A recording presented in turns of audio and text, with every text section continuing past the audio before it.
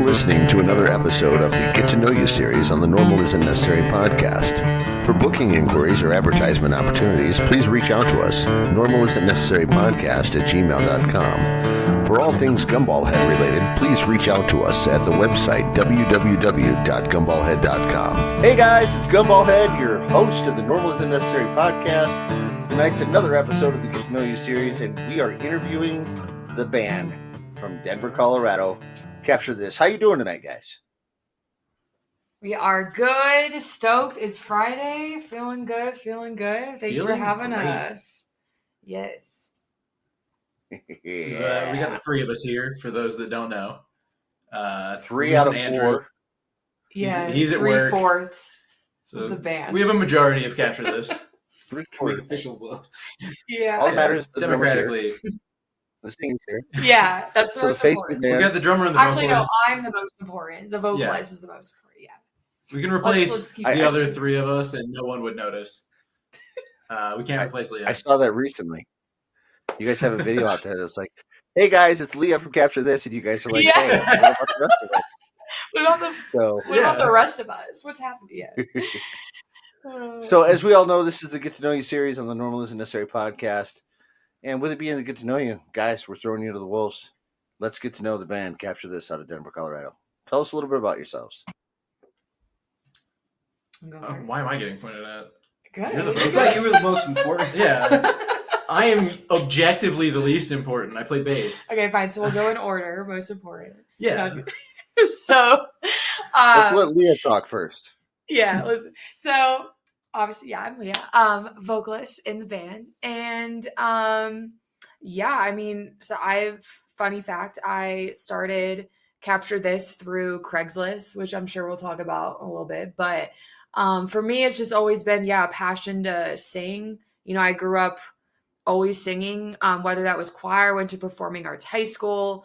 And pop punk is something, that I grew up on too, all throughout, middle and high school years. So just continue listening to that kind of music. And with that and Craigslist, here we are. And now I'm in a band doing what I love. So yeah, it's a little bit about me. Next. So I'm Alex. I'm the drummer, further referred to as the drummer throughout the rest of the podcast. Yeah, no longer Alex. It's just the drummer. Nope. Yeah, it's no just longer the Alex. drummer. But kind of same with Leah. Grew up around music. Always enjoyed the energy behind, full electric bands, acoustic drums, like big PA systems. I love being able to feel music too. So when I was old enough to start going to concerts, I was like absolutely hooked. And yeah, just decided, hey, I'm pretty good at this music thing. Let's try to make something work. And so when I moved out here for a different full-time job, I was like, let's run the band thing again. And so we met on Craigslist, as we'll talk about again. And yeah, and I'm here. I think a lot of us also draw influence from, those early 2000s, mid 2000s pop punk bands. And so we're really trying as a band to kind of bring that back with our own modern twist. As we're seeing this pop punk resurgence of sorts now. So Exactly. Okay, now everybody's looking at me. I guess. Yeah, we're looking at you. I can't even see you when I'm looking at you. Well, hi, I'm Zach. $49.98, by the way. Yeah, I know. I'm refreshing more, it constantly. Don't you worry. before we sell out, 2 more. But I'm Zach. I play bass. I've been playing bass for like 12 years, maybe ish. Somehow haven't gotten good yet. Maybe that'll be another 12 years. We'll see.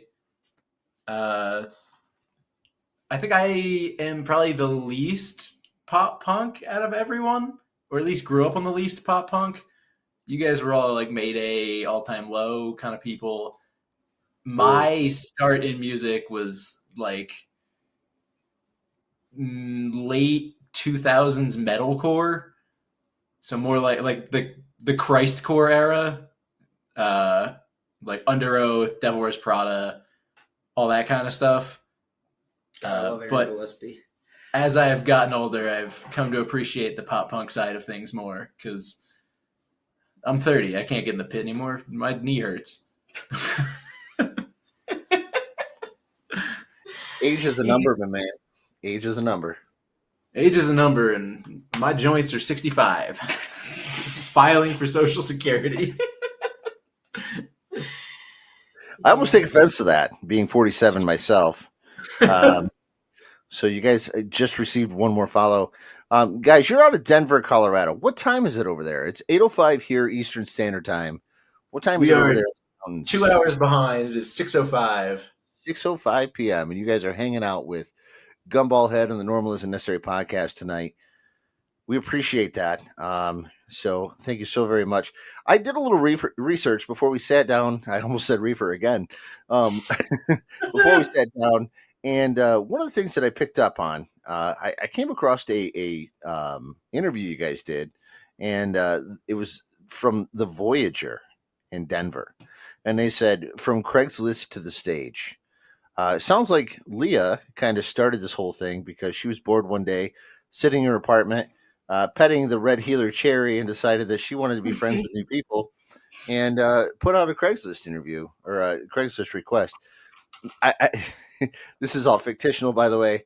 I just want to know, how did the band form? Tell me a little bit about that. We could start with any of you, but Leah put out the ad, so I think that her back page ad is the one that's most important. I'm like, do you want the long version or the short version? You Because have 1 hour and 26 minutes, so you make that determination. okay, cool. So yeah, okay. So to kind of back up, I was in a totally different band. We were called Taking on Towers. It was very much like alternative rock, so totally different than style than what we were doing in Capture This. But I again was in a totally whole new band with 3 other members, all guys, and had the wildest idea for me to literally just leave and uproot myself to Colorado when we were a band in San Diego, California. And for me, it was just like, hey, I want to change. I want to go somewhere new, exciting, different, with intentions that the band would split. And so when I told the guys, they were like, okay, we'll come with you. We have kind of nothing better to do. Like, we also kind of want to kick it. We want to go somewhere new, try something fun too. So they all came up with us to Colorado, and hindsight, none of the guys who are in Taking on Towers are in this band anymore. But it's important because it's an important piece, because when we got to Colorado, one by one, the band started to fall apart just for different reasons, personal, family, a lot had to do with that too.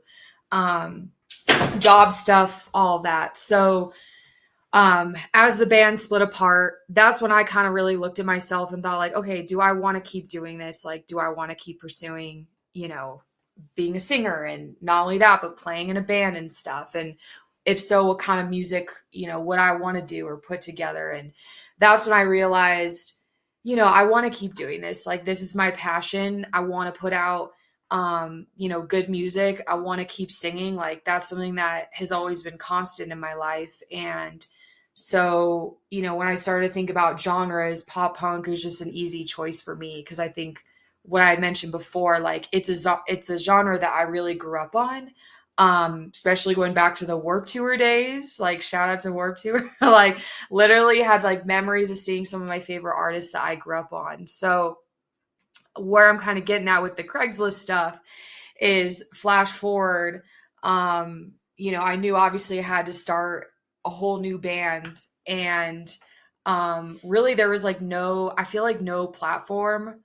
I mean, I kind of take that back. There was like Instagram and stuff, but I feel like to find musicians, there was like really nowhere to find other musicians besides like maybe running into each other at shows. But like, just moving from Colorado, like, I didn't really know anyone. So I just like literally put myself out there, put an ad up, and I was like, well, hopefully it's no one sketchy and I don't die tonight, but like, hopefully, like, I find like legitimate people who like want to all play in a room together and have fun and potentially make something serious out of it. And I honestly think it's so crazy looking back, because you're like, what the hell? Like, I can't believe, yeah, the band was formed on Craigslist, but I can't help but think like it was a little bit of luck too, because the moment the post went out, like I had gotten like all these responses and then started auditioning people, and one by one, that's like how we all formed together. But it's so wild to look back when people ask us to, and they're like, wait, how'd you meet? And I'm like, the first thing that they say is Craigslist. And they just, because people don't think of Craigslist as like meeting other bandmates. So yeah, pretty wild, but here we are. So Well, especially since we Yeah. meshed so well too. I think that also too, I think, is what's wild. Like, because I mean, even before taking on Towers, like I was in other bands before that, and I mean, it pretty much all broke. Like we all kind of broke up again for like personal reasons, different reasons, but a lot of it too is like personality reasons. Like you, in a way, like you're in a relationship with the band. Like it's a band relationship, right? But it's like you're with these people so often, like you have to make sure you guys all jive well and stuff. Like I feel like that's the biggest thing. So yeah, that's for sure another layer. Posting to Craigslist, finding bandmates, let alone like people that you can actually get along with. I take it back. You guys annoy me sometimes, but I can handle it. Yeah. So that's the story. That's all. Well, I don't think that there's anything wrong with saying that you met, your bandmates on Craigslist. I think Craigslist gets a bad rap, and if anybody's ever seen, have you guys ever seen the documentary on the Craigslist guy that was the couch surfer? No. I have not. Okay. Wait, what? Where can you watch that? It's on Netflix. It's on YouTube. I use Netflix. Okay. Here's the thing: this guy went across the United States sleeping on people's couches by finding them on Craigslist, and he basically, survived for a period of time, just crashing on people's couches by finding their couches available on Craigslist. Hey, I need a place to sleep tonight. Anybody got a couch I can crash on? Made an entire documentary out of it. So the formation of the band through Craigslist is very honorable, because what Craigslist originally was formed for was, information sharing. And that's Yeah. very similar to the concept and the idea of the Normal Isn't Necessary podcast, is the fact that if you don't share the information, you're not going to know that it's there. If you don't reach out for help, you're not going to know that the help's available. And, I've joked a couple of times about Backpage, because Backpage is the darker side of Craigslist. But the reality of it is, I have made a lot of connections, and I know a lot of people will kind of scoff at this, but on the Only Subscribers page, I can't say the actual thing because we're live on TikTok as well, but the Only Subscribers page, I have one of those. And I actually work with clients through that page. And people are like, you've got one of those pages, you must be dirty. No, I don't sell my feed pics. I actually work with clients there. So, and it's just how you utilize the tools that we have. By the way, you guys should be at 5,000 followers now, if not more than that. Yeah. I've been refreshing it. Mine still says $49.99. Oh, we need one more, guys. One more follower on $49.99 on TikTok. If you guys are watching us on TikTok during this interview with the band, capture this on our TikTok pages, or if you're tuning in here on Podbean, do us a favor, go over there, follow them. Let's hit 5,000. Let's push this to 5,005 tonight. Let's get them to their goal. 5,000 was my goal to get them to tonight, and they didn't even know it before we started the interview. But I do think that you utilizing, the Craigslist thing was fucking genius, man. I mean, that was a brilliant idea, because how else are you going to do it? Go on to a random page on Facebook and be like, hey guys, I've got a pair of roller skates and some Christmas bows that I can give away. Oh, by the way, I'm looking for a drummer. Yeah. So like it doesn't make sense. But I think going into it too, I was like, I feel like Craigslist doesn't really make sense either. But I was still like, for me, it was like, I don't know what other choice. Like, I don't know like where else I would go to reach out to, to like musicians. And also what is cool is on Craigslist, they have like, I think it's like a musician section. It's something labeled like that. So you can like literally go in and see like any band or like any artist that's like looking to collaborate and stuff. So I think like knowing that too was really helpful and stuff. But yeah, it's wild. Like I never in a million years would have like thought that putting out a post, like we'd get all these responses back. So you just never know. Like you just got to put yourself out there. It's really But all it is. But I think it's different now that we're in it too, because we've met so many people through like the local scene here that it's like, oh, if this band or different band were to ever dissolve or something, it's like now we have a friend group of people that we know and like a captive group of musicians that could, form something else. But if you're new to a city or you're new to a place, it's really hard to put yourself out there in the local scene, I think. So Craigslist is that good bridge to find, some of those new folks who really aren't a part of that party yet, Sure. Yeah. Well, it not only that, but you can bridge that connection because, you might be a prog rock drummer or you might be a classical drummer and, you're like, oh, okay, I'm going to check this band out. And they show up for the, for the audition and they're just like, yeah, this really isn't my thing. Mm-hmm. But you met another drummer that like when you were hanging out with, Pedro at the taco bar, you decide, Pedro, you're looking for a prog rock drummer, and now we have one. yeah, Right. It's that community building, and Totally. realistically, community building is huge, especially in the music industry. I've interviewed so many musicians just this year alone, and over the course of the last 20 years, between broadcast radio and podcasting, that and it ranges from my neighbor all the way to the drummer for Jimi Hendrix. And that broad spectrum is that connection. And I think I just said this last night. I don't know if you guys have ever heard of oh shit, now I can't remember who the interview was last night. That's really sad. I do a lot of interviews. The band Have Fun. They're out of Worcester, Massachusetts. Worcester. Yeah, Worcester. They just kind of like everybody just kind of fell into each other's laps. It was just kind of like, yeah. And they were talking about this. I give bassists a hard time all the time. I'm a drummer, so I have to. And they were talking about the former bassist of the band. Showed up for practice one day and like started kind of like being a jerk in practice. And by the time practice was over, the drummer had a new bassist lined up. oh my god, And it's like, hey, we're going to practice tomorrow night just because we want to audition a new bassist. New bassist came in and they've been together for a long time now. The cool thing about that interconnectivity is if you guys don't get along, someone might be able to suggest something to somebody else, be like, hey, you know what, maybe check this band out. Social media has helped that so much better. Oh, there we go. Just see here in the chat with Pharaoh Veteran, our good friend from the Modern Viking Beard Care Company, just said you should be at 5,000 now on TikTok. Woo! We sure are. 5,000. Thank you very much. yay! Thank you, guys. Thanks to the power of social media, again, without using Craigslist. But Craigslist is on the back burner now because we're utilizing Podbean and TikTok to make things happen today.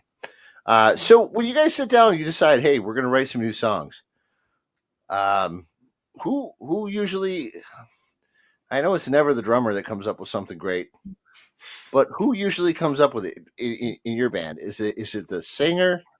Is it the guitar player? Is it the bassist wannabe drummer? Who is it that wants to be, the one that creates your new music? Or do you guys kind of like bring it all together as a band? How's it work? So surprisingly enough, the drummer is probably the best musician in the band somehow. He was previously our lead guitarist, and now he's the drummer. Wait, what? Yeah. It's not fair. He's really good at drums. He's really good at guitar. And he's so good at piano. So we have there's a grand piano that's at Andrew's house. And literally, I remember one day you just sat down and started playing. And I was like, this is so not fair. And how did I never know that you played piano? But I'm telling you, Alex, this isn't normal. Because we were wait, so you play guitar. And then you just popped out of nowhere and we're so good at drums. And we're like, okay, well, guess you're being a drummer now. And then, yeah, I feel like now you just help write our music. And Yeah, stuff, I so. mean, I really appreciate you. They're normally not this nice to me. This is like really, really abnormal. So I'm trying to soak it in right now and really just honor this moment. But yeah, I'd say it's a pretty collaborative effort amongst all of us, but it's just at different points, right? So me and Andrew, we both have fairly decent little demo studios. I've got a 24/7 practice space where I can do some live drum takes if we want to try something that's like not MIDI. And then we'll kind of bring ideas to the table now. And then if the other guys, if Leah and Zach are vibing with that, maybe Leah's got a melody that fits really well over that, and she likes that vibe. She'll write some lyrics to that feeling.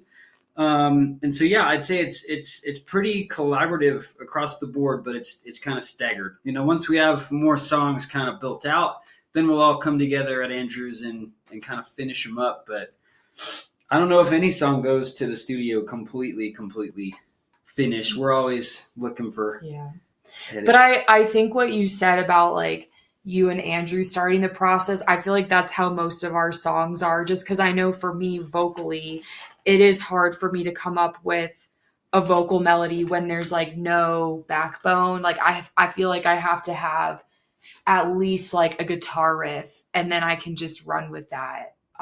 So I feel like that's usually how, and then kind of like based off of what I hear with guitar sets like the mood for what I want to write about too. So, and then Zach, writing a song just there. starting with bass does not work. At least for this genre, bass comes in last. Yeah. Well, if you were an emo band, it'd be different. If you were an emo band, it'd be completely different. And it's really tough too. I mean, your drummer is a guitarist and a pianist, and I said that as strategically as I could. He also is. I feel like you're also a vocalist too. Like he's not the vocalist in the band, like a backup or main, but like he's also a really good. You're a good singer too. I don't need to practice. We're just giving again. you all the props. Oh, but, thanks. But Yeah, why are we being nice to Alex all of a sudden? So, all right. Well, let's get a little more personal on this. Leah, what type of industry are you in for your day job? I am in news, local news. So Wow. I work for a local television station called Denver 7, and I are in their advertising marketing department. So I work with a lot of local businesses, from small to large, really, and help them reach their customers. So whether that's through on-air television commercials, through streaming, and then digital advertising. So yeah, I've been in that industry for almost 6 years, and I think I fell into it because it is a really creative job. Just because marketing in itself it's very, I feel like a lot of it's like creative strategy. So for me, just being a creative person, I think that it just made sense. Well, how's it and feel I to love know? in the news too. So there's that. Yeah. How's it feel to know that a low rent podcaster got you guys over your goal of 5,000 followers? Yeah, how come you haven't done that yet, Leah? I know. This is the second time you've gotten fired tonight. I'm just I saying. know. Dude, who was just talking to me about that? It was a friend or a family member was just like, why don't you just have like Leah put us on a commercial or something? Because We that's just, like, not put our song- because it doesn't work like that. No, it Unless you doesn't. want to pay. Yeah, we don't have that. We don't have that much money. It's a pay to play system, Well, now you're at 5,000. You guys can monetize. Yeah. Oh, is that how that works? Yeah, 5,000 and 10,000. Tax Ooh, things you are All right. fine. Well, you guys take care of this. I'm gonna start looking into that. Yeah, just remember when you're famous. Don't forget to mention us. The Normal Isn't Necessary podcast. Andrew, I know what he Normal isn't does. necessary. Help us get to that 5,000 follower count, and from there we took off. I'm only responsible for 10. What about Zach? I'm interested to know what you're probably a dishwasher at a Big Boy or something, aren't you? Completely opposite. I do software testing and automation at a startup here in Denver. So I just kind of sit in my house with a bunch of laptops and stare at them all day. All right, so we're gonna write down that you're a tech guru, and then Alex. Tech guru, but I can't fix your computer. That's all right. My suggestion will always be wipe it and install Linux. Nobody ever likes that suggestion for some reason. Now you know why I use Android, not iPhone. I don't have to say anything more. my You God, know exactly what I'm talking about. I am the only one in the band with an Android, and they give me so much shit for it. Yeah, well, I that's 3 just terminations in cannot one get day. behind them. 3 strikes, you're out, Leah. Yeah, no, you're fired again. All right, then I'm out. I'm No, leaving. Alex. Alex, I'm going to Hey, ask so- you this, but before we do that, first and foremost, I want to remind all of our listeners right now, Alex is the drummer. So if he says anything about finger painting, don't be surprised. Alex, what do you do for a living? Well, surprisingly enough, I'm a professional finger paint. No, I'm a firefighter. I promoted 2.5 years ago to drive, so that's been a welcome change. So every kid's dream, right? Driving a big fire truck around the city. So Hey, Alex, what color is the fire truck? they are white, unfortunately. Oh, are you municipal then? Yeah, I work for the city of Denver. Uh-huh. Uh-huh. Yeah, that's that. Just so everybody understands, you wouldn't know that if you weren't a firefighter. What? I didn't know the colors had significance. I think it's just a historic thing where white was the cheapest paint color back in the day. Like it needed less pigment or something. And they just never changed it. It became tradition. So, Well, you need to go get your fire science degree, and you'll learn a little bit more about your history, my friend. right. So, it's ironic, and just to kind of pitch myself a little bit here. I've got college degrees that I don't even use. I've got a degree in criminal justice, public safety administration. I have my fire science degree, and I have my emergency medicine degree. I don't use any of them. But the public service has given me the ability to speak to people. And if you guys have ever seen my TikToks or ever seen me in public, you'll know that I have a face made for radio, but a voice made for radio as well. So, but I did know that Alex was a firefighter before I asked that question. That's why I threw finger painting out there. If I knew you were in the Marine Corps, I would have said something about crayons. So That's fair. That's fair. They do taste good. I do concur. So. green's the What color best. is Oh, Green's the red, for best. sure. So your guys' first band or first major hit was Halothane Dreams. How many of the original band members were a part of that that first hit? 9. I'm just Well, kidding. one. No, I'm just One. 1. Yeah, wait. It was you. It's You're the only- weird. It's weird because we talk Yeah. about this band in like different eras, right? So like when Leah first started it, that was kind of like the original OG original, right? And then when the band moved to Denver, that was kind of like version 2, where you guys were auditioning new folks. That's when Andrew came in. And then we kind of went through another resurgence. When would that have been? 1.5 years ago? Almost 2 years? Something like that. Probably 2 years now. Wow. 2 years ago, we did a little bit of restructuring and decided we wanted to make this, a real thing, try to give it the real shot. And that's kind of where I base my metrics off now.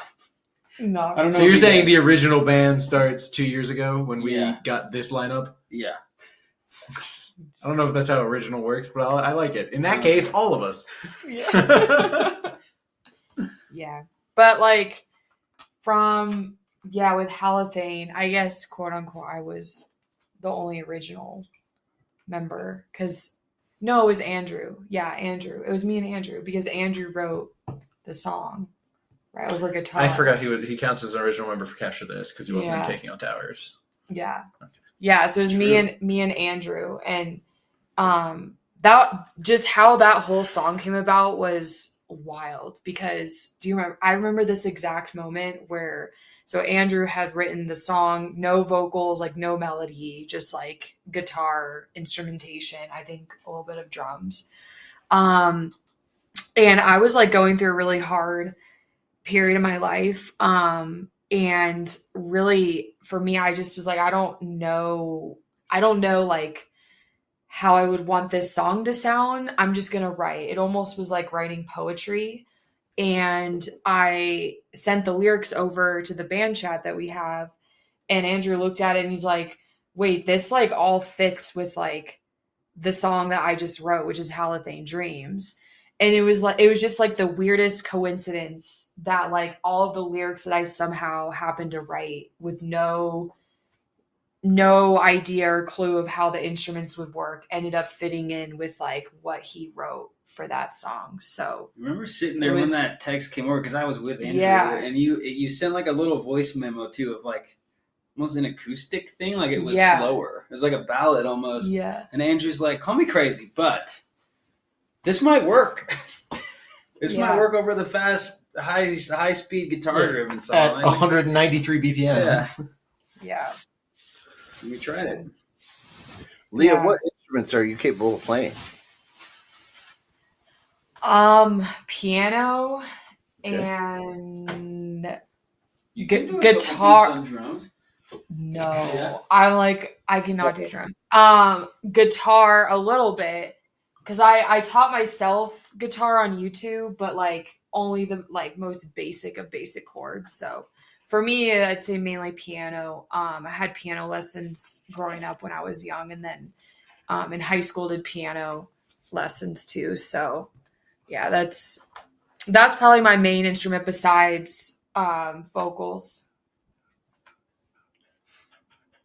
I was just informed that I was asking that question while I was crinkling up a plastic bag. I was just informed that there was so much garble from the plastic bag that it kind of overshadowed the inquiry. So how'd you learn piano? Like, I have to ask this because I think this is imperative, because this will kind of tie into our next question. Were you influenced by anybody in particular to play piano, or did you just like wake up one morning and your parents are like, "You're gonna play piano"? How'd that work out? Kind of both, honestly.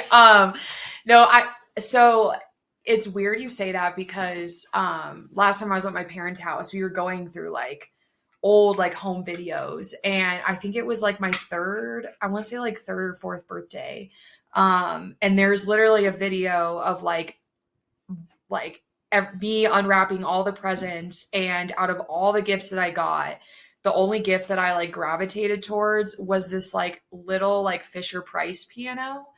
And I like talked to my mom about it, and she's like, yeah, that's like for whatever reason, like you just loved that piano, like you played it all the time. And like you didn't really like bother with any other like normal, or not normal, but like other kids' toys.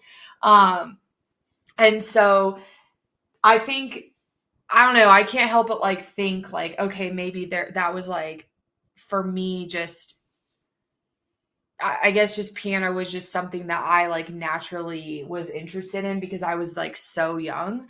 And then I think my parents just like took note of that, and they were like, and then as I got older, in like elementary school and then like middle school, too, they like signed me up for piano lessons. And I had this really mean, harsh piano teacher, and her name was Rockin' Robin. And yeah, Wow. and literally, I'm sorry, but I swear by her, like if I didn't have such a strict piano teacher, I feel like I would have been in piano longer, because she like scared me so much. Did you get like the ruler on the knuckles on the keys? I was wrong. Smack.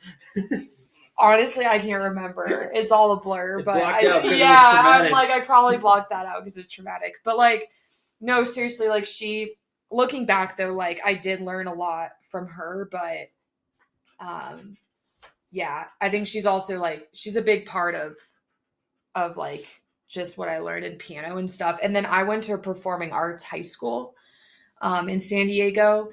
And pretty much throughout high school too, I took like extracurricular like piano classes and stuff there too. So I feel like piano is something that's always just been a part of me, you know, as a kid, and just having that natural like gravitation and interest towards it, but then also like having piano teachers too throughout my life. So yeah, it's kind of the only instrument for me, and it's how I write a lot of my music too. I would say like a lot of what I come up with on my own and I'll send to the guys, like it stems from like piano, because I think for me that's like really the only or main instrument that I know, so it's the easiest for me to put down.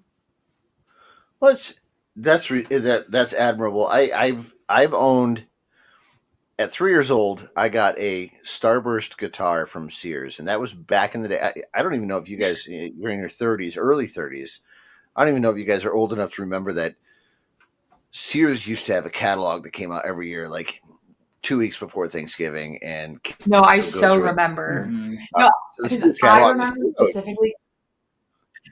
No, it was like it's funny you say that because I literally remember the night before Black Friday, or I guess AKA Thanksgiving, like my Mhm. family would like go through like all of the print like catalogs, magazines, and Sears was there like every time. Like we would look through like the Sears catalog because we were like planning our like Black Friday shopping and stuff. It's Circling so all the things you want. yeah. So I was like, I totally know what you're talking about with that. And then you knew that your parents were going to be on the phone for like 7 hours the next day placing their orders. Back Yeah. then, you could do a credit card with Sears and Montgomery Wards and other companies that are out there, and not have to worry about your credit card being declined because it took 6 to 8 weeks for processing. And then it's like by the time the credit card bill came, you didn't have anything to worry about. And it's nowadays it's like, do I have enough money to overdraft my account? Yeah. So things are so much different now. But I got a Sears Roebuck Sunburst guitar. Yeah, and this was, boy, guys, this is really bad because you weren't even born yet. 1982 is when I got this guitar, Oh. and it wasn't until about this time, probably more like September of 2024, that I actually got rid of it because I was like, this thing's been stepped on, it's been sat on, it's been slept on, the neck's been broken 12 times. I'm just done gluing this damn thing. I've written a couple of my actual a couple of my own songs on that guitar, which have now transpired over to I've got an Ibanez acoustic now, um, that I plink on every once in a while. But again, I'm a drummer, so I don't have to be good at guitar.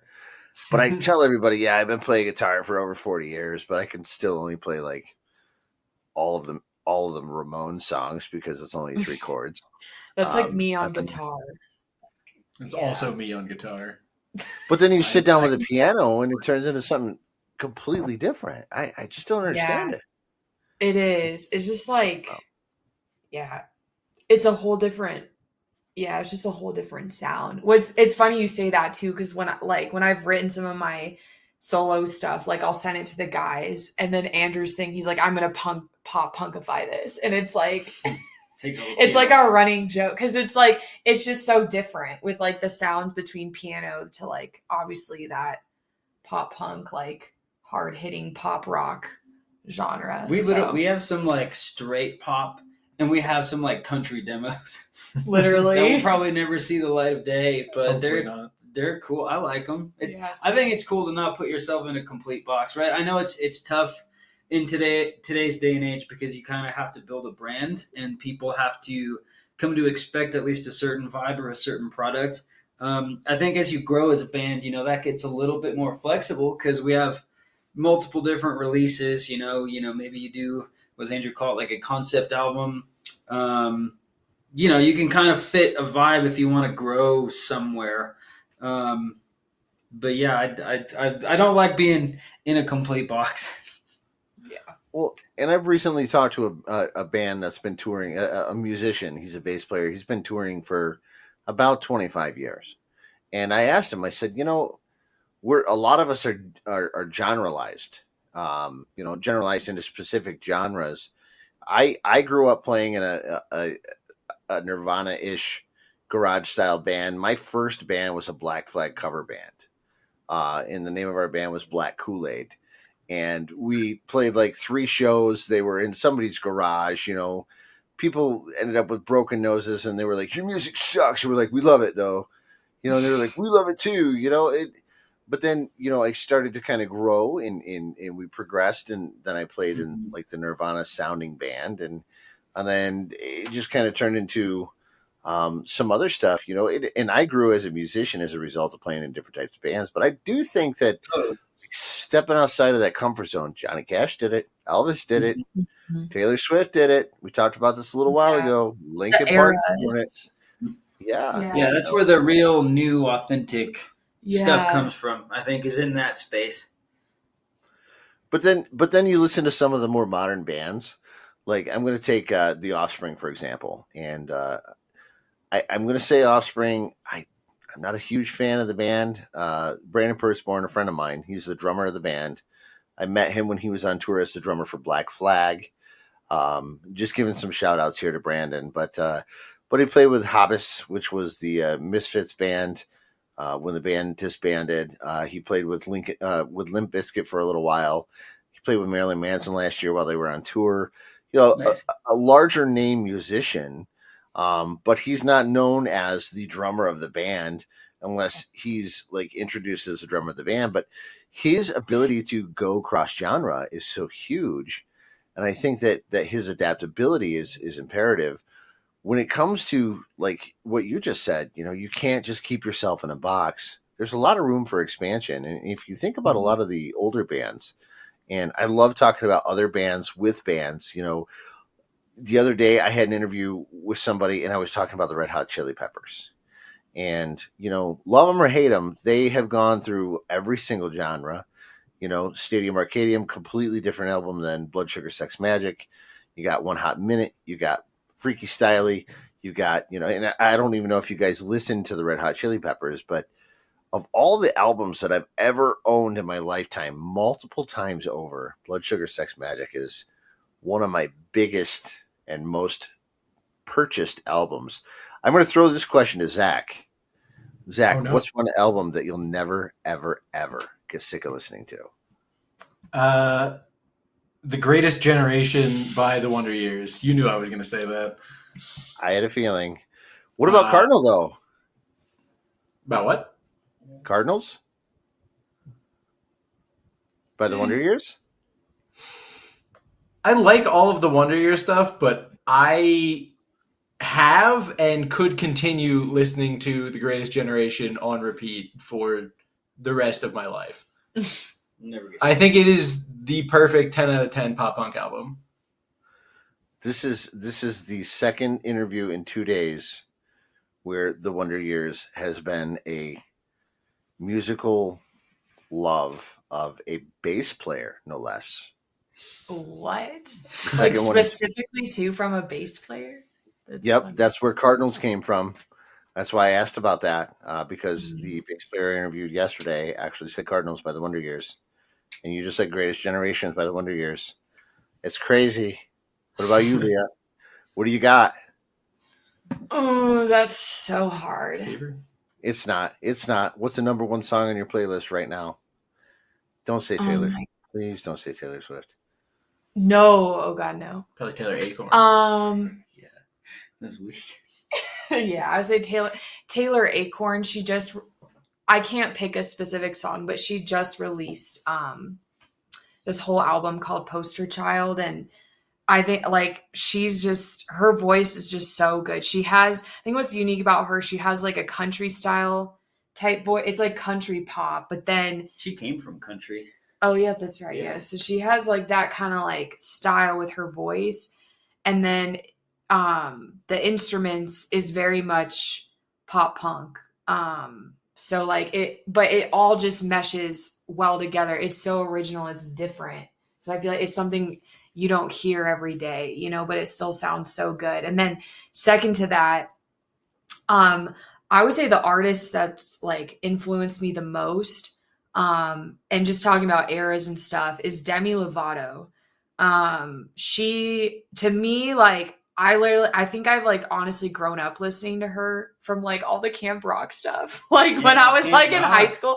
Yeah. And so like, it's wild to like see her as like a Disney star, like making songs like right for like camp rock. And now she's like this beautiful human that's like progressed, like making like now electronic style music, but like from like camp rock to like where she is now, like she's put out all this different music that has come through with all these different eras. Like she had like this, you know, hard rock album. She had this very much like pop powerhouse album. She had more of kind of like a softer acoustic pop album. Like she is, I feel like, gone through every different era and like every time just like for me knocked it out of the park. Like her voice is so powerful too. And I definitely look up to her as like a singer for that as well. But yeah, any of her stuff is great. Definitely great. Yeah. What about the drummer? Album I could listen to all time without stopping is A Lesson in Romantics by Mayday Parade. Hands down. Unsurprised. Well, I don't know you very well, but I'm surprised by that response, to be honest. I mean, I like a lot of different music, but that album for me was just kind of like, it was like a crossing point back in the day where I was like, dang, this is like really guitar driven. Like, I love what Jason Bundrick, the drummer, did on that whole record. And they still had Jason Lancaster in the band at the time, and I love his songwriting and the melodies he comes up with. It's a really influential album that's kind of stood the test of time for me. Yeah. And I was just saying, it's interesting. Like I feel like when we make music and stuff, especially with your drum lines or like when you do guitar riffs, literally like I feel like 90% of them I'm like, this is so Mayday. Like of course like Alex wrote it. I'm sorry, the drummer. Of course the drummer wrote Who's it. Alex? Yeah. But I swear to God, it's always from a Mayday, like some kind of reference or like kind of Creed. Little Nickelback. Yeah. Well, what's funny too is so Andrew, his influence is, you know, from when he's always like My Chemical Romance, and so like I feel like My Chem and like Mayday are just like their sounds like could not be any more polar opposite. But it's funny because like when you guys bring your like music, like a song together, like I'm like, holy crap, like this does work. Like how is that possible? But like it does. I like hear both at the same time. I can't say anything negative about My Chemical Romance. That is our social media manager Dre's favorite. So you better not. I can't. She'll put her baby in my lap or something, you know. So we definitely no strangers to babies, music, and vomit in this house. It just kind of all goes together. So, but yeah, I do just want to say this though, Alex, you are now officially in a box when all of your music comes from Mayday Parade. So nothing wrong with that. I'm just happy to be in the box. I'm just saying that you've been categorized. Now you are genred. I'm happy there. Genred. So, if you guys don't mind, tell me a little bit about Tangled. That's the most recent EP that you guys have, and according to you guys, it's really the only one that you guys are promoting right now. Tell me a little bit about it. There's it's seven songs long. It looks like Shouldn't Be. It's about money, Hellthane Dreams, Self Sabotage, Empty Other Side, and I'm a Mess. This was released in August 27th of 2025. Most recent release. If this information is wrong, please let me know so I can delete it off of here. But I don't think it is because that looks an awful lot like Leah on the cover, covered in silly string. So it's actually yarn. Is it yarn? Yeah. The silly string was considered, but we were told it would be really difficult to get the lighting correct for the photos. That would have been fun, though. It would have been fun, but also a nightmare to clean up because we rented that thing by the hour. I see the yarn on the floor. Yeah. So who is responsible for the cover art of this album? By the way, folks, if you're listening to this before they respond to this, you can download this album for only $7. It's their digital album.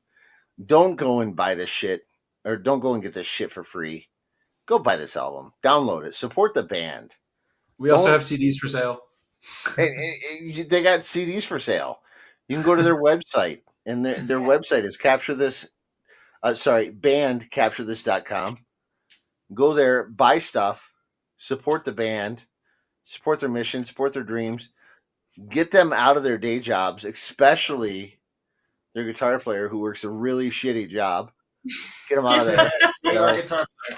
Your $7 download spread across 4 people gives them 1 hour's worth of work that they don't have to work at their shitty day jobs. Go buy this album, $7.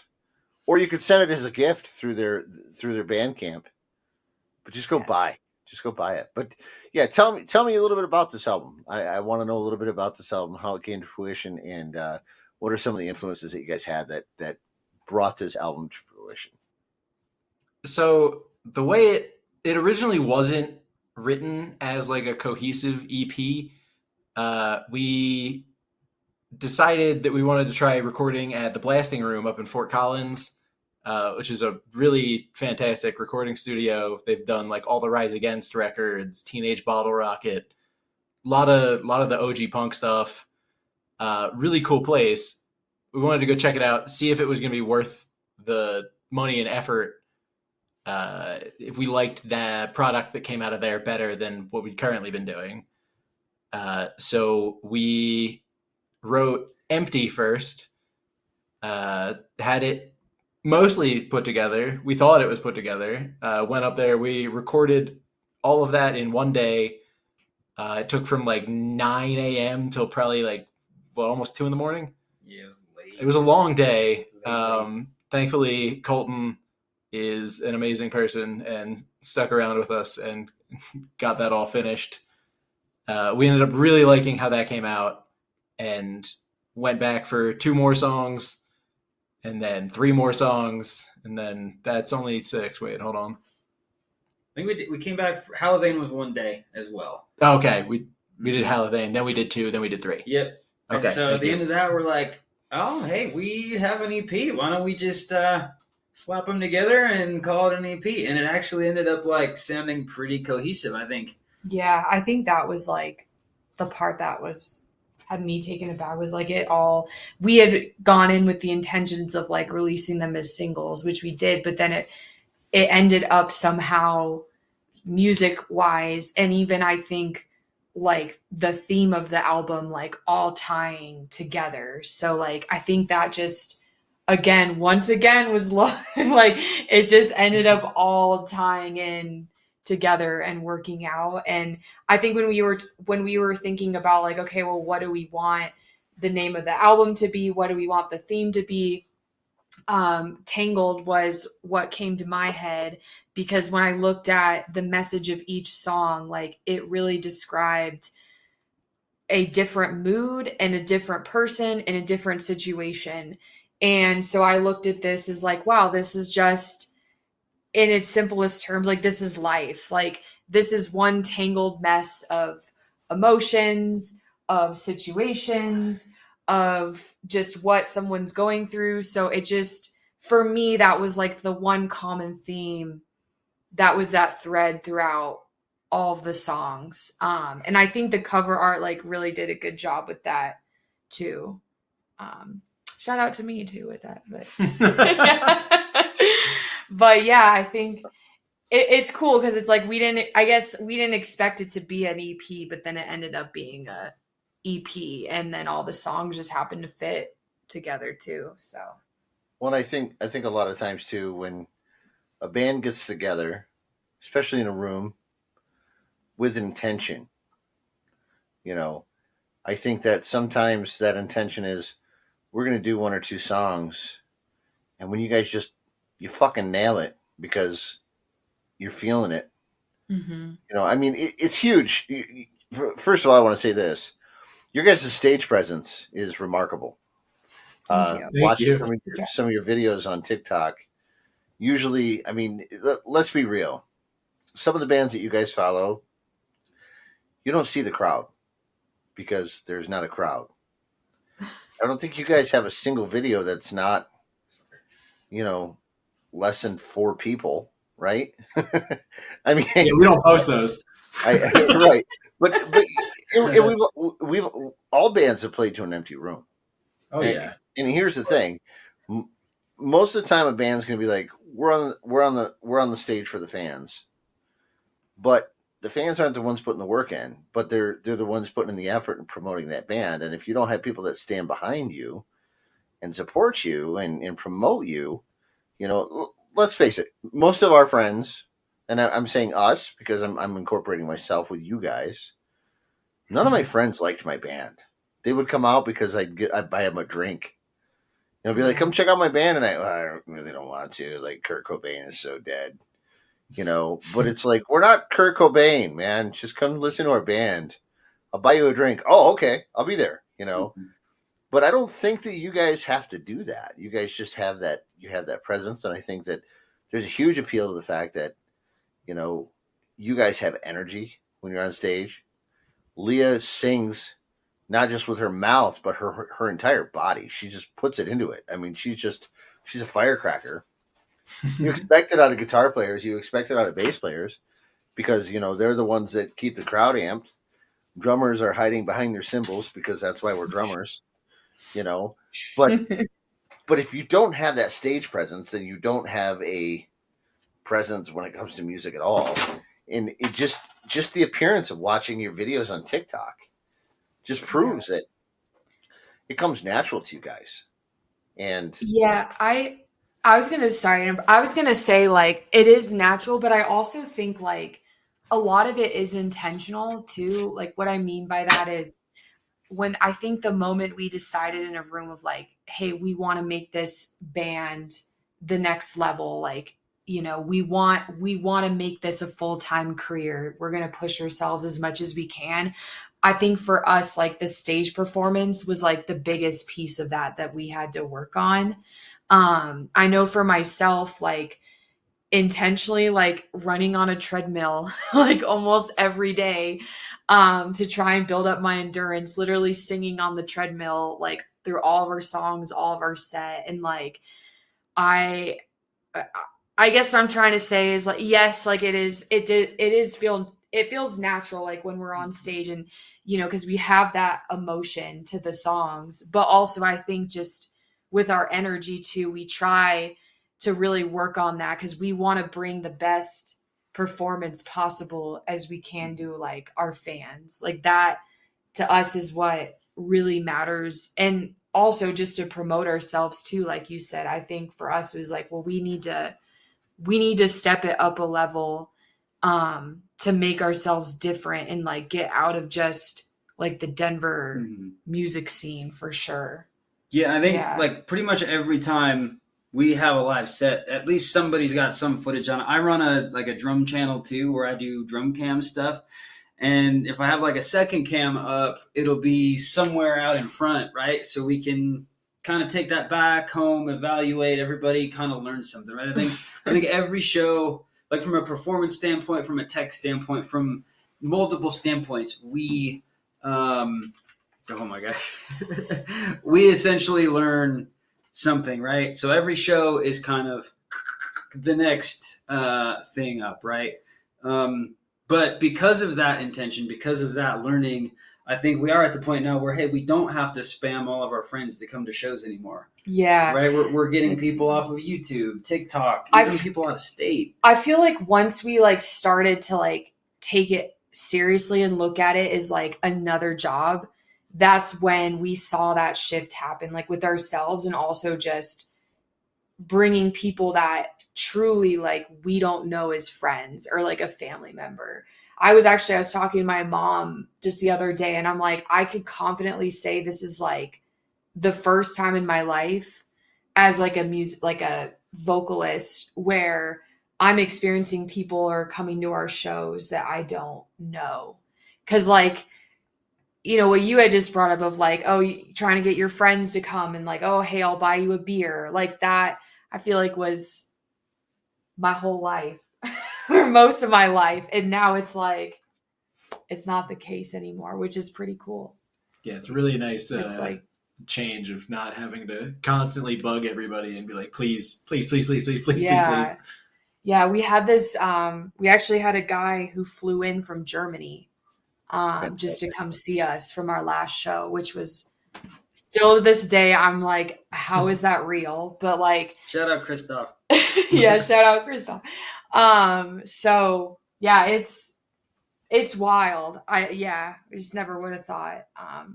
I think we all have imposter syndrome, but that's a different story. So well, I think it's imperative to have that though, and I think like I think that's one of the reasons why I never ended up being a front man was because as a drummer, and as I just said in the chat, drummer is always like, "Hey, look at me," we like to hide, because you can hear us. There's no doubt you can hear us. We don't need amplifiers. We're there. Yeah. In drummers, percussionists in general, the rhythm, the heartbeat, they get a bad rap sometimes. I mean, we're always dating the ugly girls, and it's the unfortunate thing that just kind of comes with it. But hey, we're scoring, I didn't so, know that was a thing. The uh, drummer getting the ugly. Alex, I just thought the drummer Alex. usually got the bass player. Alex, yeah, I is thought that the drummer got the bass player. well, Alex The is drummer. looking for a girlfriend, so yeah, you've been Yeah, single see? for a few years, so But see, we leave our options open too. yeah, he does. Yeah, I we're feel like afraid of commitment. you're That's picky that's the too. only that's the only musician in a band that can go to a show and score and not feel guilt the next day because they scored. The guitar player Shout has to out go John home and Fight. face the guilt, and probably Christoph too, right? Yeah. But that's one of those things is like I don't think that it's necessarily imposter syndrome. I think a lot of it has to do with like you guys have this air of confidence because you guys are confident in each other as a band, and it's if we equate the band that you guys have, and this is kind of where I was going with the whole stage presence is, you guys put together this thing. Like when you're on stage, this is our job. This is what we came to do. We're going to work as a team. We're going to get together. I've been to Slipknot concerts where I see the musicians get mad at each other. I've been to festivals where I've seen the guitar player throw a punch at the singer. I've done the interviews at festivals where it's like, this might be our last show with this musician because this guy's a dick. And it's crazy to think that. But that's one of the things that I really like about a lot of the TikTok bands, and I say they're TikTok bands because this is where I find guys. This is where I find bands, and that's, I do it because it's like chances, Alex, please forgive me for saying this, but the chances of Drumeo picking you up is pretty slim to none until you end up. Oh no, it's completely slim. Like TikTok is for sure the platform that will make or break bands nowadays. For me, the drum channel is less about that kind of thing and more about just another avenue to get the music out, basically. So it's just another promotional tool. You can never have too much content out in any Right. realm. Right. Well, and that's kind of where I was going with that is I don't know if you guys know who Gary Vaynerchuk is, but we've done over 200 episodes on our podcast collectively this year, and this is a marketing thing, so this might appeal to you, Leah. Like I was struggling. Our first year on a podcast, we had like 64 downloads. Our second year, we were at like 114, but that's just because I reposted all of our all of our podcasts on Facebook. I was like, hey, go check this out. This year, we're almost at 7,500 downloads since February of this year, 2025. That's amazing. So, Incredible. but the thing is in order to get that information out there, you have to put out content. And if I do a 5-minute podcast where I'm bitching about, a flat tire or a broken toilet in somebody's apartment, it's still putting that content out there. Someone's going to download it. Someone's going to take value from that. And it doesn't matter if it's a band, a philosopher, a comedian, a scientist, a firefighter, a drummer, whatever it is. If you want to get your stuff out there, you have to push that content because you're in such competition with everybody else out there. So and that ties me into my next question. How much touring do you guys actually do as a band? At the moment, very little. Slim to none. Yeah. But we're working on planning some stuff. We have a van now. We have the capability to get places. It's just very difficult to get out of Denver. The closest city is about 8 hours in any direction. I would add too, I think this goes back to like the growth part of the band. Like I think for us, like for at least the first couple of years, like we our focus was like just to grow in like just Denver and Colorado. Like for us, we're like, okay, this is our hometown. So like we need to get to a point where like we can sell out the hometown and then feel good about going out to like other states or other cities and stuff. So I think that's like at a point where we're at now, like, okay, now that we've have this like following here in our hometown, like we're trying to like then see where else we can tour and stuff. At least like the surrounding cities. So like we're trying to get more out into like Omaha and stuff, and then Albuquerque, New Mexico. We just got brought on by a manager, so he's been working with us too, and hopefully can get us on some tours for next year and stuff. But I feel like this is just for me, but I think next year I would say is definitely going to be like a big year for us, like just with touring and hopefully getting on some festival legs. So yeah, I think this is like for sure the start of like getting on some tours. I think you guys are doing things remarkably well, and you guys have great content. You guys have great stage presence. You guys have great music. You guys have a great dynamic. I say a lot of great things about you guys because I think just overall, like the only thing holding you guys back is Denver. I think honestly that it's like if you guys can break away from that, that would be huge for you guys. And honestly, that's why I wanted you on the show, was to get some information from you guys, get this put out there, get this promoted. Our good friends in Forge the Sun actually played. They were slated to open for Falling in Reverse this year in Upheaval. Whereas prior to this, they didn't have that opportunity. They did not have, they just didn't have that exposure. They had the exposure on TikTok and they had that exposure on Facebook. But the downside is like, how many bands are on TikTok? How many bands are on Facebook versus how many bands are individually interviewed? And not only that, but if you don't have 15, 20, 30,000 followers, it's kind of a tough argument. I mean, go look at some of the national touring acts. They're 1.5 million followers. How many people do they interact with? That's what I really like about you guys is you interact with your fans, and that's more important than anything else. And I'm speaking specifically to the video that you said, this is for our one fan. I was like, oh, was that you talking to me? Yeah. I think Alex. Who said that? Was it you, Alex? It was either him or Andrew. It was Andrew. Oh, was it? Yeah. Yeah. That half jokingly, but yeah, we try to get to like, or I feel like actually we really do. I feel like every person that like comments or shares or whatever, like we always get back to them and stuff because everybody that comes to shows, we're like that always at means the merch table. Yeah. Please talk to us. We're always stoked to talk to people. We've met many a great friend from just meeting people at shows. Yeah. And people that found us through YouTube and came to a show. How many more friends have you guys gained tonight? Have you refreshed lately? Let's see. We're still at 5,000. Still at 5,000. 5,000. Number 5,000 was our good friend Farrell Veteran. He was our 5th interview on our podcast, the Modern Viking Beard Care Company. Was your 5,000th follower. Hell yeah. We got to give him like something. A sticker, a t-shirt. Zach, you're looking at me like, oh, please. I was to say, we're running low on t-shirts. Yeah.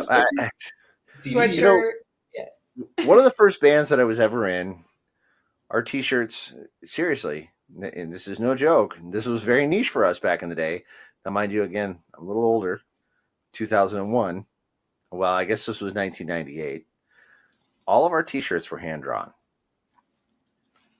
So if you had a t-shirt of our band Pawn back in the day, and it was P period, A period, W period, N period, which stood for Parental's Authority Worst Nightmare, parental authority's worst nightmare. Again, garage band. We sung about vomiting and 3 a.m.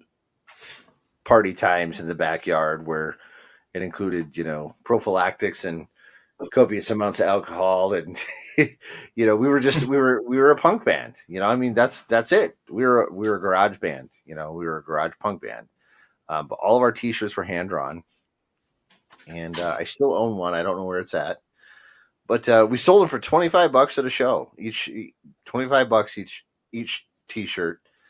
And they were hand drawn, and people would buy us out of these on a regular basis. And it was just white t-shirt with Sharpie. It was nothing fancy. And people were like, "Oh, I gotta have a Pawn t-shirt," We might have to start doing a couple one-off custom shirt designs. There you go. I can't draw, so one of you guys. I cannot draw to save my life. Okay. I may be musically talented, but there is no way. I can only draw like stick figures. Sounds like a job for Andrew then. Yeah. Yeah, that's what he gets for not. He's not here to say no. Yeah.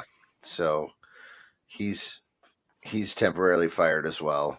So, well, guys, we have had a great conversation for the last well over an hour. We've got you up to 5,000 followers. Once this hits the cyber waves, my hopes and dreams are to get you, well more out of your way. The goal is to broaden the visibility of the band and get your music out there worldwide, so that not just Christoph comes from Germany, but Emil comes in from Uzbekistan, and Chong Poi comes in from Japan to see your shows. That's kind of the goal as of right now, but realistically, the best thing about music is, it's a universal language first and foremost. And second of all, it comes from the heart. You guys are doing remarkable work and working very strong together to make things happen. Don't lose that passion, and don't be dicks to each other. If things aren't working out, leave. Just leave. Leave on good terms, Yeah. Yeah. You hear that, Alex? You hear that, Andrew? When you hear this podcast? Yeah. Andrew. Babysit your We're fucking all dog. mad at him. That's our new bit, is we're mad at Andrew. I don't know if that'll go over so well. He'll cry. He's sensitive. After a long day at Best Buy, I think that's gonna go well. Best Buy. Whose dog is Cherry anyways? I was just going to do a Cherry check. That is my dog, Zach's dog. Okay. Cherry, all is right. your nose okay? She, I keep locking her out of the room so she doesn't just breathe really loud at the mic. She like ran. Oh, that's the me, door. bro. Yeah, And she keeps running back in because Alex has opened the door like 6 times already to pee. Yeah, no, well. Alex, it's called a condom catheter. Yeah, we leave that in the van, don't we, Zach? Nope. We will take plenty of pee stops in the van. Yeah, that's why Gatorade bottles have a wide mouth, and same thing with Yeah. Nipsey. So We can drill a hole right to the road underneath.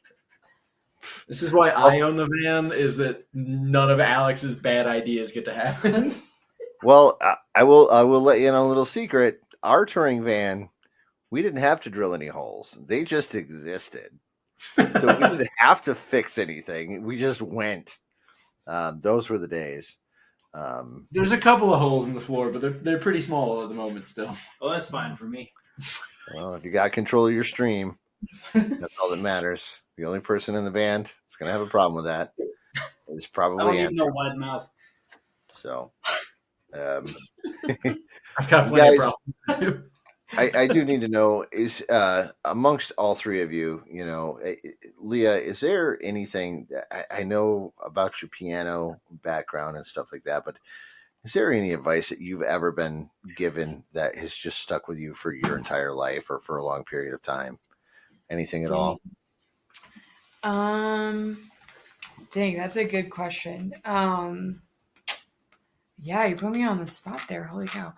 I warned you about this an hour and 42 minutes I ago. know you did. And now I'm like Star Trek. I'm like, I don't know. I've I've been told lots of good things that have stuck with me, but I've got one if you want to think about it, but unless it's just I mean, for me, I know this is like super cliche, but like I can't remember like who told me this, but my I guess motto has always just been to like keep going.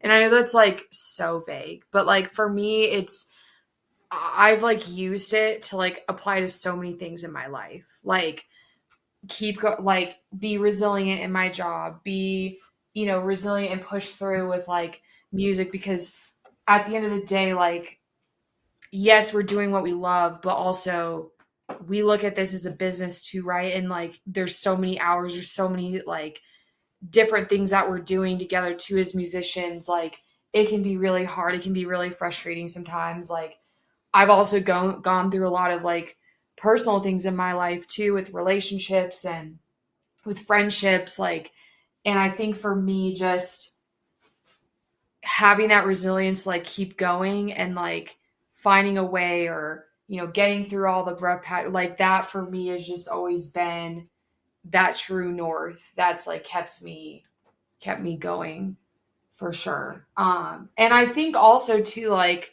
I would add to just like gratefulness too. That's like something that I started doing recently, was like every single morning I like wake up and say 3 things that I'm grateful for. And again, it sounds so cheesy, but I feel like that's for me like just sets the whole tone for every single day, and like gives me like more of that positive mindset that I need throughout the day. So I kind of lived through, I think, both of those, yeah, just like mindsets and like advice for myself. Alex, what were you going to say if you had something too, I think? oh yeah, I somebody very close to me right now has recently told me it's all about perspective, right? And so if you're having a down day, you're ticked off about something, just stand back from it, take a 10-foot view of it, take a breath, and be like, hey, you know, that maybe that wasn't the best show, but like we're still kicking, we still learned something. We still get to play in a kick-ass band with my best friends. So at the end of the day, Yeah. just kind of framing all your problems. Everything could always be worse. It could be. Yeah. All right, drummer. Oh wait, no, that was drummer. Zach, It was just any advice? Advice I've always tried to live by that is, well, Alec kind of stole mine. I was the one that told him that. But pertinent, though. I think my best advice that has helped me out a lot has just been, don't be a dickhead. Like, you don't know what's going on with everybody else. Being mean or negative about it isn't going to help anything, no matter what. Even if things aren't going great, it's you got to have a good attitude, treat people well, and things will work out eventually. True story. Absolutely a true story. I will incorporate all 3 of those. I typed it in the chat here, but like I said, you guys don't have to focus on the chat a whole lot. I have it tattooed on the side of my hands, and my tattoo says, "I love you, keep going." This really ties into it's all about perspective and the don't be a dickhead. You know, you're absolutely right. First and foremost, you don't know what's going on in somebody else's life. I mean, drive up to a Wendy's drive-thru and order a burger and it comes out wrong, and then drive back around and yell at them. You know what's going on. It's not their fault. You know, the waitress fucks up your drink order. Well, it's not your fault. It's not her fault. It's the bartender's fault. And the bartender might be preoccupied because he's getting yelled at by the chef because he doesn't have any clean dishes. You know, I mean, there's always something going on behind the scenes that takes us away from our focus on things. And when we make a mistake and someone else yells at us, we're getting it from 2 ways, you know. Especially, you know, when your guitar player misses an interview because he has a full-time job, you know, it's those kinds of things that, you know, it's like you don't know what's going on, but you also have responsibilities. Here's one of the things that I can give you guys as a takeaway. And we always try to do this because we are focused on the mental health aspect of things. While we don't know what's going on in everybody else's life, who are we to judge in the first place? Who are we to sit back and say, hey, you know what, we're going to make this judgment on you based on what we have as our first impression. As soon as we came in to our conversation, I was giving Zach and Alex both a hard time. And that was within the first 60 seconds of our conversation before the interview even started. But that's just one of those things where it's sometimes an icebreaker. It can turn into a great conversation. And understanding that with other people is oftentimes the most important. Our society has become so uptight and tense with everything that's going on in this world that we sometimes forget the compassion, the empathy, and the love that we share for other people, even the strangers. Tonight, we've had a remarkable outcry from our followers here at the Normal Isn't Necessary podcast and giving their support to a band that they haven't even listened to yet. But we also have a lot of feedback. And if you guys go in and check and see how many shares that you've had and how many reciprocated acts of love that you guys have after this interview, just go in and check your statistics and see what's happened on there just because somebody else believed in you. Even though I'm a stranger, even though up until today you guys didn't really know a whole lot about me, we still want to put that love and that reciprocity out there because of the love that somebody has for something that they're doing, that they're passionate about. We respect that. And if more people in this world were to do that for other people, I think the world would be a lot more understanding. Quit worrying about how much money's in your bank account. Start worrying about whether or not people out there are fed or their children are taken care of. Whether or not your music is making a message or making you a mortgage payment. What's more important to you? When it comes to real musicians, it's not about the mortgage payment. It's about the message. And that's where the holes in the van come. And that's where it comes from breaking away from Denver. Yeah. That's where you guys are destined to be. That's where you're going to stay. If you guys reach out and continue to make your push, things will come for you. And you guys have done a great job so far at promoting yourselves. And you pulled me from the lady singing the music. It's a tough thing to do. And I don't support 100% of the bands that we interview. But those ones that I do, you made an impact. So I do really appreciate you guys taking the time tonight. We'll wrap this podcast up by saying thank you guys for spending so much time with us in the studio tonight. I hope you guys had a good time. And we're hoping that this is a nice little turning point for you guys to stay focused on. And we wrap all of our podcast up by telling our guests and our hosts and everybody that listens to our podcast, we remind you to stay strong, stay focused, stay sober. Thank you to the band tonight, Capture This, Denver, Colorado. You can find them everywhere. Bandcapturethis.com for their website. You can find them on Bandcamp. Their YouTube is at Capture This. Their Instagram, capturethis.band. Facebook, capturethis.band. TikTok at Capture This. If you're listening to this now, fantastic. Thanks for being here, guys. Everybody in the chat, everybody on both of our TikTok channels we got going on, our Facebook channel, our YouTube channel as well. Thank you guys for all being here. Make sure that if you're not following this band, go do so now.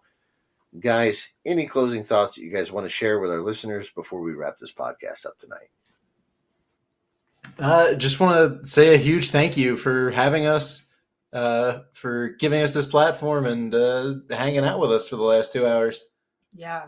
And the connections too that we've made too. Even just talking with you, but also from just people who are engaging with, the platform and listening to us and stuff. It's awesome. So thank you so much. It always goes a long way and we appreciate it for sure. Yeah. Yeah. She says yeah. Yeah. Yeah. That's my crutch is yeah. And so right after I'm So. yeah. So the end. The end. That's it. That's all I got. That's all I just got. That's traditional. Yeah. So, again, guys, thanks again for being here tonight. Leah, Zach, and Alex, 3 of the 4 band members of the band Capture This. Find them. If you can't listen to the whole entire podcast, at least their information will be in the show notes. Guys, we look forward to hearing from you again. Stay strong, stay focused, stay sober. Again, thanks for joining us in the studio. You guys have a great night. thank you. You've just completed another episode of the Get to Know You series on the Normal Isn't Necessary podcast. For more information, please reach out to us at gumballhead.com or send us an email if you're interested in being a guest to normalisn'tnecessarypodcast@gmail.com. We want to thank our guests tonight, Capture This, and the entire band, except for the one guy who's working right now at Best Buy. It's okay. Until our paths cross, stay strong, stay focused, stay sober. Much love. We'll see you all soon.